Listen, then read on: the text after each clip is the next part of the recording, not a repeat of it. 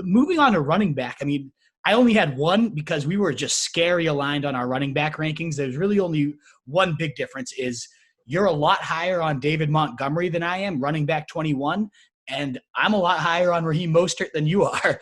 And you already kind of hinted at that. So I knew that you knew it was coming. I knew it was coming. But what's your kind of case for David Montgomery? Because I'm not really seeing it after last year. Yeah, I mean, look, I don't want to be super high on David Montgomery. I don't think that I am actually, but I'm higher on him than you. But that might just be a good take by you. Um,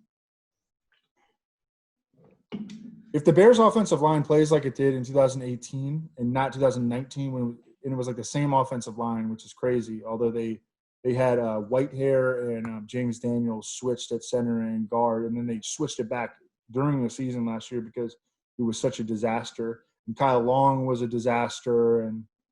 But if the offensive line plays a little bit better, more like 2018, then I think that he'll be a little bit more efficient. I think he's a good back. I remember distinctly, I watched a ton of David Montgomery coming out of Ohio State. I've never seen a running back get on to the second level as often as he did, but then get fucking run down from behind as often as he did because he had no breakaway speed, And I think that showed up at the combine where he ran like 4.63 or something like that. Yeah. So the lack of big playability is a concern. Tariq Cohen is a concern, but Tariq Cohen was horrible last year. I mean, one of the worst offensive skill position players in all of football last year. And you would think that there would be more of an emphasis on getting the ball into David Montgomery as a pass catcher. You get him out, get him a little space, like not slamming him between the guards. Get him out, get him in a little bit of space.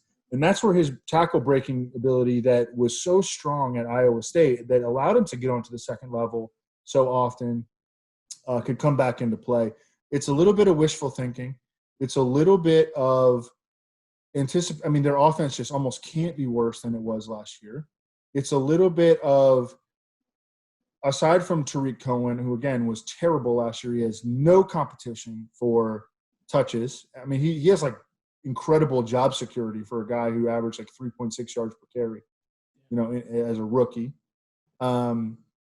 So it's a safe play that is not super sexy, but I think that he's going to end up getting you, 11 to 13 points a game. Some people like that. Some people don't.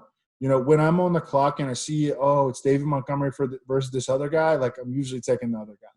Yeah. But I have taken David Montgomery a couple of times, but it was usually like really when I first started drafting, and then I was like the running back thirst that happens in the first 4 rounds just forced me to take him like in the 6th, but no, he's not.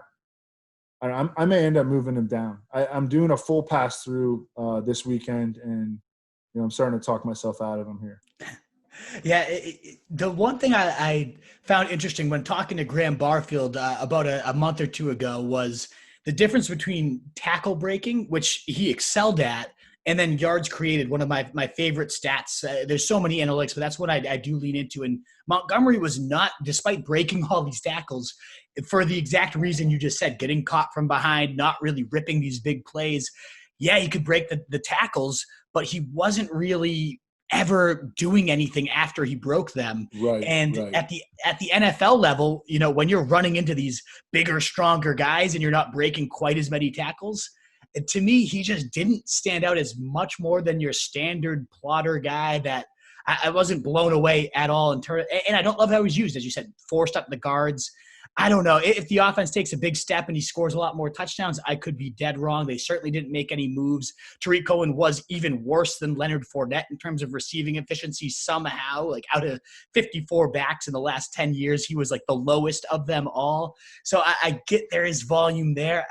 I like your take on Allen Robinson far more, and this offense just kind of airing it out because they just don't have a ton coming from the backfield, more than I like Montgomery. It seems like you're not even like that. You're not sitting here like, I need Montgomery. What is up, you fantasy wolf? Thanks so much for tuning in. If you haven't already, share your thoughts in the comments, check out some more videos, and join the newest Wolfpack by subscribing below.